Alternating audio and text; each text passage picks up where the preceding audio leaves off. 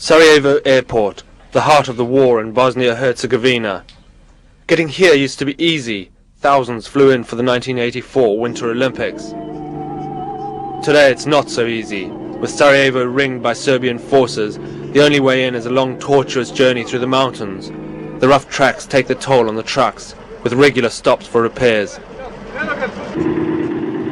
The next morning, after 20 hours on the road, the convoy climbs the last hill to within a few miles of Sarajevo. Troops are the only guests in the hotels built for the '84 Olympics, high above the Bosnian capital. There's an air of phony war about the place. This major, a Bosnian Croat, known as the Shadow, once served in the Yugoslav army. Now he's joined Bosnian Muslims to fight the Serbian forces besieging his hometown. Not far away there's a clear view across Sarajevo's outer suburbs to the airport. Beyond that lies the besieged suburb of Dobrinja and the tower blocks of the town centre. An hour's walk along a secret mountain path too small for vehicles lies Krasnica on the outskirts of Sarajevo. Even here, where some supplies are carried in, there are serious food shortages with long queues for bread when the shooting stops. All of us with families, we're all in a very bad position. There are 6 in my family. I have to find food for all of them. These people don't have food, no milk for children, no chocolate, no nothing. Serbs have only, army have only, these people does not have nothing. Look at the children. Butmir lies still closer to Sarajevo, across a rickety bridge where Serbian snipers have already killed 3 people.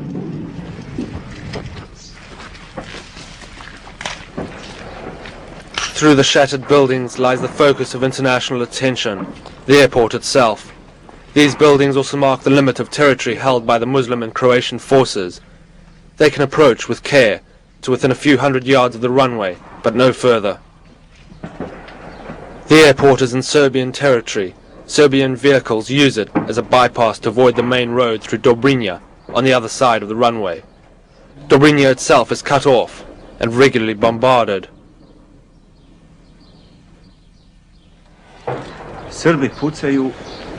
The Serbs are constantly firing into Dobrinja to interfere.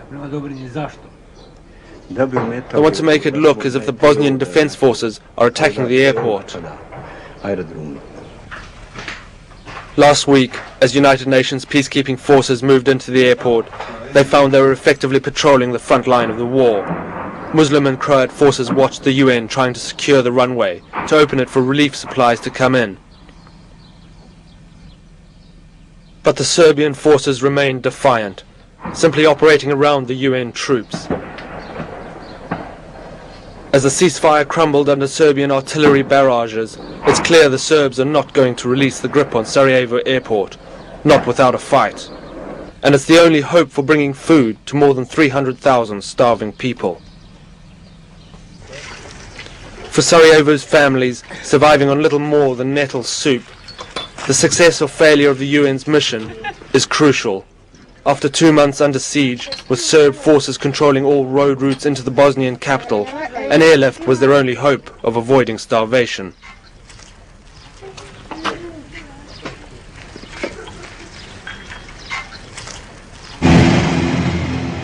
The Bosnian Herzegovinian forces have little faith in the UN troops and their ability to even up the odds in this unequal war.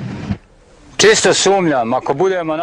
can't wait forever like this. We don't think the UN's plans can succeed. Frankly, we're disappointed with them. They should have put a stop to this. And if it's not possible, the people should have been told the UN can't do it.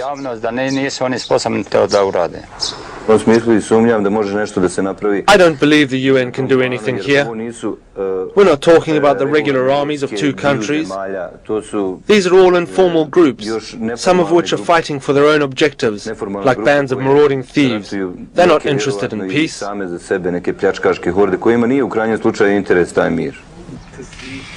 Back at Sarajevo airport, there's certainly little interest in peace as the ceasefire collapses.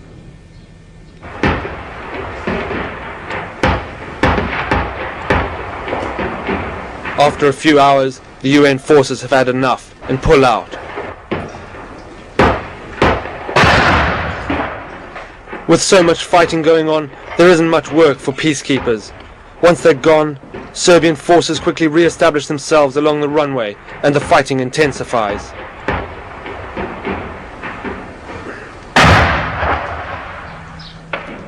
Months of such fighting has now destroyed thousands of homes in and around the Bosnian capital.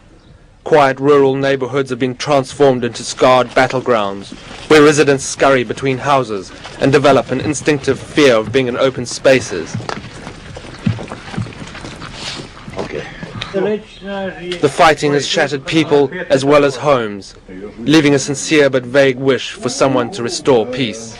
United Nations are peaceful, but we need somebody who's going to make peace here, not to keep peace.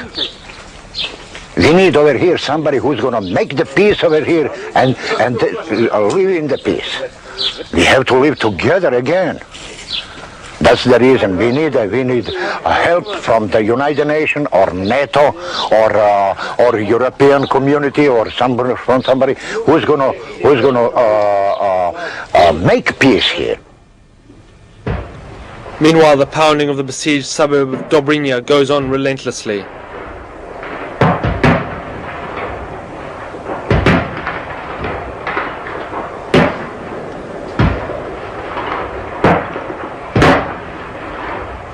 The Bosnian forces have few heavy weapons and can do little against the Serb artillery and mortars ranged against them from the airport and surrounding hills. With the UN decision to abandon the airport, Sarajevo's Bosnian people fear for their lives. Already the Serbs have captured over 60% of Bosnia-Herzegovina. Forced to huddle in doorways, people worry this vicious war has a long way to go. Unless the international community enters Bosnia more forcefully, they worry their country will soon be in Serb hands. But many Bosnians argue the only solution has to be a peaceful settlement. We can't live one without others. Because population of Bosnia and Herzegovina is mixed of the three nations.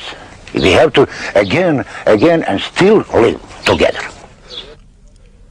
Many here now insist Sarajevo's skies will only clear when a new international force arrives, this time equipped to enforce a truce. For the world, that is a dangerous precedent few wish to set. The Balkans have a history of brutality among themselves.